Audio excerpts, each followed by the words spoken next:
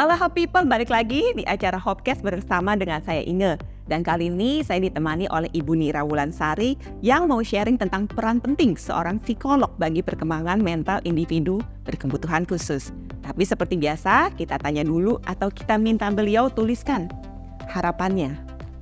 Sebelum saya lupa, saya kasih dulu. Jadi nanti kita akan bahas ini pas acara Hopcast-nya sudah hampir selesai. Silakan Ibu. Oke, ya terima kasih.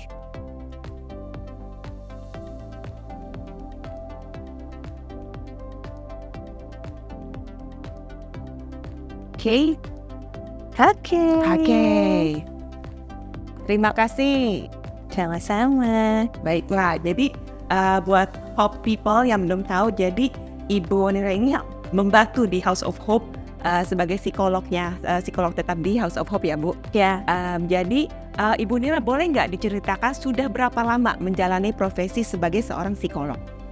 Iya, baik, terima kasih ya Kak Inge. Halo Hope People. Perkenalkan saya Nira Wulansari. Alhamdulillah saya sudah menjalankan profesi sebagai psikolog kurang lebih udah 14 tahun. 14 tahun menjalankannya, dan memang untuk saya sendiri lebih ke perkembangan sih, jadi ke klinis anak remaja seperti itu. Dan memang beberapa tahun terakhir ini saya memang banyak megang di kebutuhan khusus. Gitu. Jadi join dengan House of Hope karena keinginan untuk lebih ke yang IBK ini. Itu kenapa? Ya, jadi awalnya itu kan saya tuh di Pokja Inklusi Kota Bandung dari tahun 2017. Sebenarnya kan ya kalau kita di psikologi kan dari awal juga udah belajar soal itu ya sebenarnya. Hanya memang dulu saya banyak memang memegang terapi untuk anak-anak berkebutuhan khusus. Waktu itu banyaknya sih anak ADHD. Tapi kan IBK kan banyak banget ya, ABK tuh banyak banget. Nah, dari situ kalau anak-anak kan cuma sampai sekolah, ternyata stuck di mana next-nya, harus bagaimana. Dan kemudian saya gabung di Pokja Inklusi Kota Bandung yang membawahi semua sekolah-sekolah inklusi di Kota Bandung. Dari situ juga diskusi sama Pak Kasih. Pak Kasih itu bilang gini, Bu Nira bikinlah sekolah khusus anak kebutuhan khusus, tapi yang next-nya setelah anak TK, SD, SMP, SMA. Saya kan cuma ya gimana ya Pak ya, cuma jawab gimana, nggak tahu, saya juga bingung gitu kan, kemananya, bagaimananya gitu kan. Kalau cita-cita itu pengen banget, karena kan tadi anak-anak ini kan bukan selamanya anak-anak, dia berkebutuhan khusus pun tidak selamanya anak-anak, mereka berkembang jadi individu dewasa yang seperti sekarang di House of Hope ini gitu. Nextnya kemana, mau diapain, mau bagaimana. Dan adik sepupu saya juga kebutuhan khusus, DS gitu kan, dengan Down syndrome. Udah selesai sekolah ya udah. Nah disitulah kebayang, aduh kalau misalnya link pekerjaan sih sebenarnya yang saya bingung tuh. Saya bisa kasih pelatihannya mungkin bisa, tapi nextnya tetap lagi kan, mau kemana nih memberdayakan merekanya. Kasihan juga, toh tujuannya mereka harus mandiri. Tapi kemana? Saya juga bingung lagi, kemana gitu kan. Nah setelah itu, tahun lalu, saya membuat webinar tentang anakku berkebutuhan khusus, apa yang harus saya lakukan gitu. Nah waktu itu ada Pak Randy. Pak Randy itu anaknya klien saya dulu. Kita ngobrol-ngobrol lagi, Pak Randy ngajakin, Bu Nira, saya bikin loh sama teman saya House of Hope. Ceritalah beliau gini-gini. Loh, seperti menjawab doa saya gitu kan. Karena saya ada beberapa anak yang sudah menjelang dewasa, saya bingung ini mau kemanain gitu kan. Seperti menjawab, saya bilang, ayolah Pak Randy, boleh banget. Ini justru saya lagi butuh banget nih gitu kan. Saya pengen banget ini, tapi ya kemarin karena bingung kemana. Akhirnya dikenalkanlah sama Pak Randy tahun lalu itu. Pas pembukaan di Lamping. Pas nanti kita 20 ya insya Allah gitu kan. Ketemulah, ngobrol, baru ketemu aja sama Bu Iren, mungkin beliau juga lagi sibuk ya ngurusin ini itu, nggak banyak obrolan, tapi dari situ wah benar-benar House of Hope-nya tuh banget ya, jadi wah hope banget nih apa yang aku inginkan tuh bisa kesini gitu. Awalnya di situ, tapi baru memang penjajakan itu di bulan Agustus tahun lalu. Akhirnya kita bekerja sama karena kan ya tadi ya individu berkebutuhan khusus kan kompleks ya, yang normal aja banyak masalah gitu kan, apalagi yang dengan kebutuhan khusus ada perhatian-perhatian khusus lah gitu. Akhirnya bergabung dan memang banyak lebih edukasi awalnya ke orang tua karena penyadaran bahwa output dari household ini apa. Itu bahwa mereka bekerja, mereka mandiri gitu kan. Dan alhamdulillah sejauh ini berjalan ya, progresnya kalau dilihat dari anak-anak, dari orang tua tuh luar biasa. Luar biasa, wah beda banget, signifikan gitu ya. Apalagi yang saya dampingi dari awal itu seneng banget gitu bisa sampai sini gitu ya. Dari yang mungkin beberapa anak yang dari munci banget sekarang mau ngobrol gitu ya, lebih pede, lebih tampil, seneng banget lah gitu. Dan memang sesuai namanya gitu. Jadi bener-bener apa ya, menjawab harapan-harapan orang lah. Sejauh ini itu bener-bener gitu kan. Iya. Jadi menjawab ya harapan-harapan saya juga, karena memang beberapa klien saya juga suka nanya, Bu, habis ini kemana anak saya? Ya saya juga bingung ya harus mengarahkan. Ada beberapa yayasan yang saya kenal kesini dia Bu, kesini aja. Kadang kejauhan, kadang outputnya bukan kerja, bukan memandirikan, tapi hanya berkegiatan. Iya. Sedangkan di sini kan jelas. Iya, gitu. supaya mereka mandiri beneran bisa bekerja. Itu. Bersaing. Jadi menjawab banget lah kebutuhan, dan yang mimpi saya selama ini tuh sangat-sangat terjawab di sini. Jadi seneng banget lah kalau saya dibilang. Ya alhamdulillah sekali. Berarti ini udah berjalan dari Agustus sampai sekarang ini. Dan saya nggak sendirian sih, saya dibantu oleh teman-teman saya, tim saya juga, tim psikologi. Kadang ada anak-anak mahasiswa S1 psikologi magang juga suka saya libatkan. Biasanya biar mereka juga punya pengalaman ya. Betul. Pengalaman lebih kaya kan, ternyata waktu diskusi, ternyata gitu ya Bu, ya kalau berinteraksi langsung. Tapi satu hal yang selalu mereka katakan, kita bersyukur banget Bu. Gitu. Bersyukur banget bahwa kita dikenalkan dengan mereka, kita bersyukur banget bahwa kita punya kehidupan ternyata bisa membawa manfaat gitu. Karena mereka bercermin, anak-anak yang kebutuhan khusus saja bisa seperti itu, kenapa kita tidak? Jadi manfaatnya tuh luas banget lah, banget gitu. Gitu. Dari pengalamannya Bu Nira ini saat menangani anak-anak IBK sama yang normal, challenges-nya tuh yang paling terasa bagaimana nih? Sebenarnya kalau saya ke anaknya sih sejauh ini fun-fun aja, karena kan ya mungkin kalau kita mendalami karakternya mereka ya udahlah gitu ya, karena ya udahlah mau dimaklumi gitu ya, harus banyak memaklumi karena keterbatasan tadi, misalnya keterbatasan di memori, keterbatasan bahasa, interaksi gitu. Jadi mungkin kalau anak kita maksudnya untuk saya sendiri masih bisa memaklumi gitu ya, masih ya udah nggak apa-apa, jadi masih bisa senyum, masih kadang ketawa gitu, kadang dengan kekonyolan mereka, dengan ngeyelnya mereka tuh masih bisa ketawa gitu kan. Kalau challenges yang paling utama tuh di orang tua sebenarnya. Oh, parents. Itu paling challenging banget, karena meyakinkan mereka bahwa mereka berkebutuhan khusus, perlu treatment khusus gitu kan, tapinya bukan berarti mereka diistimewakan, tidak gitu. Mereka pun sama seperti yang lain, hanya dalam beberapa hal yang memang kita mungkin istimewakannya tuh hanya misalnya soal kecepatan kerja, jam kerjanya, berapa durasinya gitu ya, kemudian penyesuaiannya itu aja. Sisanya mereka harus sama seperti yang lain. Karena kan mereka juga manusia, punya kesempatan yang sama, hak yang sama gitu kan, kewajiban yang sama. Demikian juga perilakunya mereka juga harus sama, secara etika gitu ya, aturan harus sama. Nggak boleh dimaklum lah, istilahnya mereka bikin kesalahan, udah maklum aja dari IBK. Nggak bisa kan, tetap. Nah itu challenging banget ke parentsnya gitu, untuk meyakinkan, apalagi kemudian karena kita outputnya di HOH ini adalah kerja, meyakinkan orang tua bahwa anak ibu bisa gitu ya, anak ibu bisa dengan catatan ABCD gitu. Nah kadang ada beberapa orang tua yang nggak nerima gitu. Nah ya sudah gitu kan, jadi ya harus pelan dan berkali-kali gitu diajak ngobrol lagi, seperti itu sih. Itu yang paling challenging banget. Dan mungkin orang tuanya juga kadang kelelahan, yang mungkin ya kadang merasa frustrasi juga. Ada yang defensif gitu, ya kan harusnya dimaklum aja anak saya gini-gini. Jadi ya itu yang kadang memang ya udah yuk ngajak ngobrol lagi, sampai akhirnya luluh, oke ibu nggak apa-apa saya ngikut gitu. Itu sih sebenarnya yang paling sometimes yang butuh di counseling parents-nya. Nah itu. Jadi Ibu Nira kan yang menangani langsung nih untuk kegiatan konseling.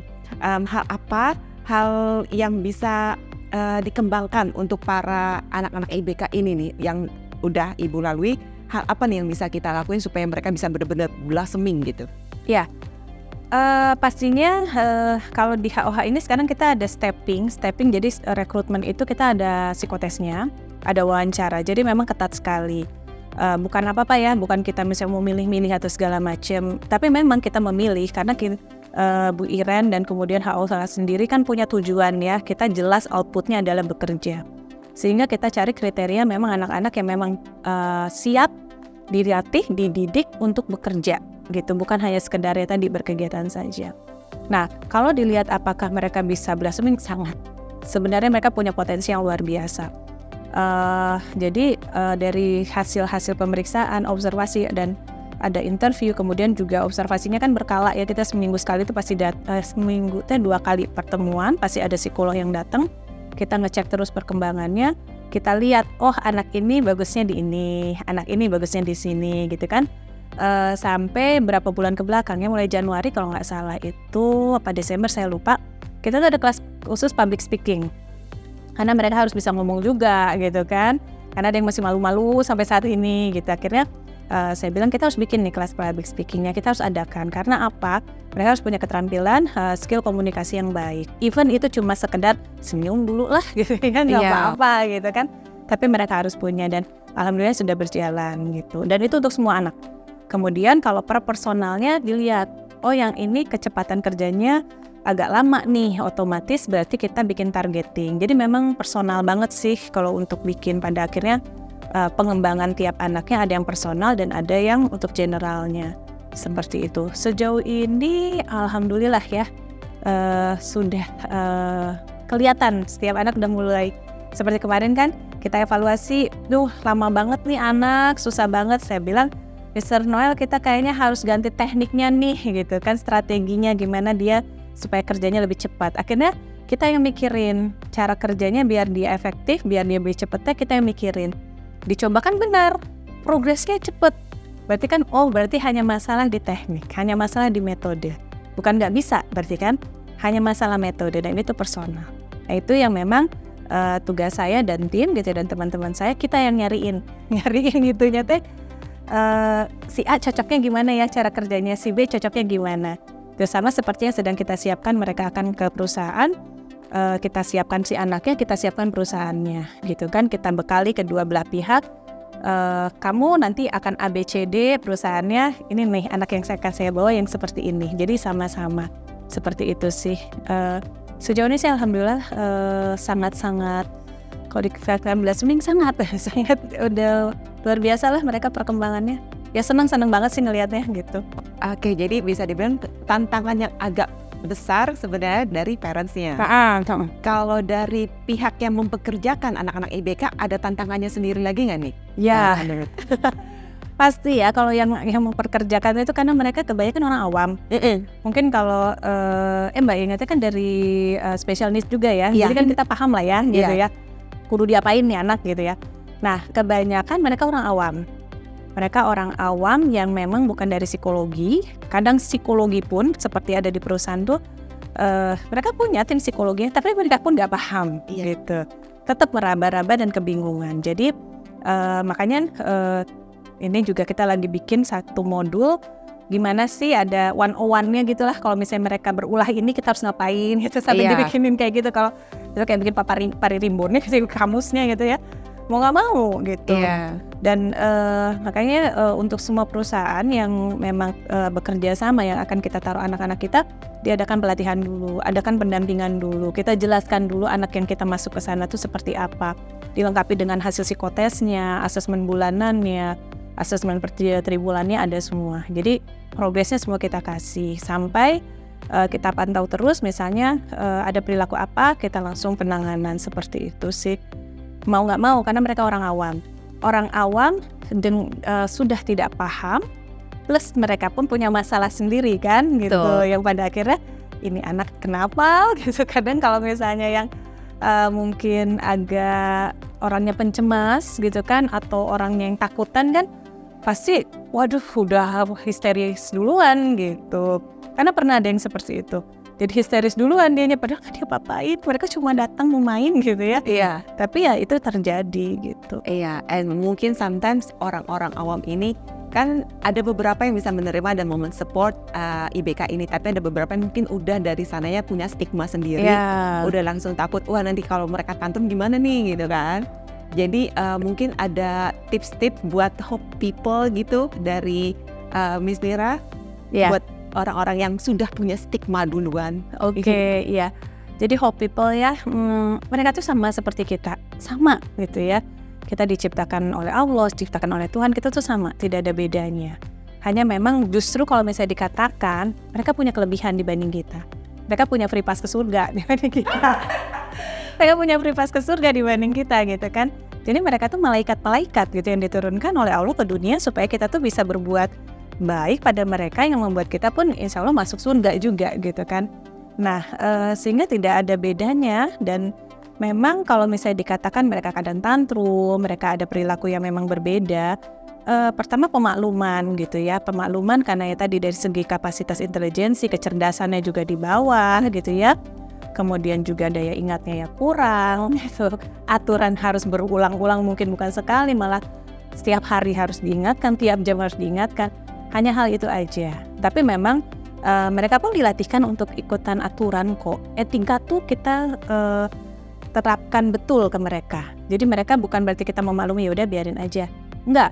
Anak-anak ini pun dilatihkan untuk mereka punya etika, punya perilaku yang baik seperti itu. Sehingga kalau dikatakan trik tipsnya, tenang aja. Mereka juga sama seperti kita gitu, yang kadang kita juga suka tantrum ya. Sometimes gitu, kadang kalau kita udah dengan pekerjaan atau misalnya hal apapun kadang kita tantrum gitu. Jadi nggak apa-apa, sama seperti kita layaknya gitu. Kalau misalnya kita ketemu anak-anak atau misalnya orang-orang seperti mereka, nggak usah takut, dan mereka tidak menggigit, tidak melukai kita pun tidak gitu kan. Justru mereka adalah orang-orang yang sangat hangat gitu ya. Tapi kalau seandainya lagi menghadapi yang tantrum, kita cukup menjauh aja, cukup lihat, jangan memperlihatkan ekspresi yang ketakutan atau jijik. Udah mendingan kalaupun kita nggak bisa, ya pergi aja gitu. Jangan sampai keluar ucapan-ucapan yang misalnya, iya apa sih, apa segala macam, jangan. Karena sebenarnya itu di luar kontrol mereka gitu ya. Karena mereka memang punya kontrol yang sangat-sangat kurang. Sehingga ya udahlah gitu, dimaklum aja gitu. Nggak usah takut lah. Udah baik-baik, mereka tuh baik-baik. Justru sangat penyayang, sangat lembut gitu. Iya, hangat and jujur. Nah, itu Lebih benar. straightforward, jujur Iya, sejujurnya. benar banget. Iya. Mungkin bisa dijelaskan ke hope people yang masih belum aware, anak-anak with IBK ini adakah karakteristik tertentu dan cara menanganinya apakah sama seperti itu? Mungkin Bu Nira bisa jelaskan misalnya anak-anak ADHD karakteristiknya, atau DS karakteristiknya dan cara menanganinya gitu, atau hal-hal apa yang bisa memicu tantrum mereka, jadi setidaknya hope people tahu not to do that gitu. Oke. Ya, itu yang lagi saya buat sama Mr. Noel gitu ya. Kita bikin satu kamus gitu. Jadinya kalau misalnya tiap kebutuhan khusus itu berbeda-beda. Kita juga pendekatannya pun berbeda-beda. ADHD pun, ADHD satu dan yang lain pun berbeda. Autism pun satu dan yang lainnya beda. Nggak bisa disamakan. DS satu dan yang lain pun berbeda. Hanya mungkin bisa ditarik garis lurusnya dan generalnya bahwa kalau misalnya memang menghadapi ADHD gitu, mereka tuh kebutuhan gerak besar.